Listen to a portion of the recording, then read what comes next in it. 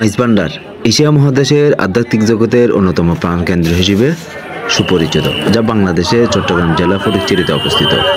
সুফি সাধক সৈয়দ আহমদুল মাইজ ভান্ডারী আল হাসানি ওয়াল হুসাইনির মাধ্যমে মাইজ ভান্ডারে প্রসিদ্ধ লাভ করেন। প্রতি বছর 10 মাঘ সৈয়দ আহমদুল মাইজ ভান্ডারীর বার্ষিক ফাতিহা উরুস হয়ে থাকে।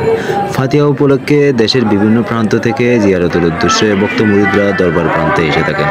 হাদিয়া স্বরূপ ভক্ত মুরিদরা গরু, মহিষ, ছাগল নিয়ে আসেন, যা জবাই করে ভক্ত মুরিদদেরকে রান্না করে খাওয়ানো হয়। ফাতিহাকে কেন্দ্র করে মাজার এরিয়াতে মেলা বসে, যেখানে যাবতীয় জিনিসপত্র পাওয়া যায়।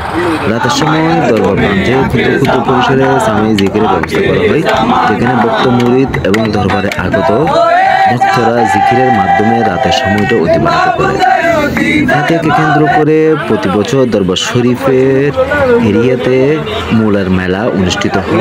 মাইজ ভান্ডারের ঐতিহ্যবাহী সিনেমুলে যা 10 মাঘ পাওয়া যায়, এগুলি সারি সারি ঢুকতে অনেক জঙ্কার ভান্ডার শরীফের ঢুকতে ভান্ডার শরীফের গেট ঢুকবের সাথে সাথে এই ধরনের মূলের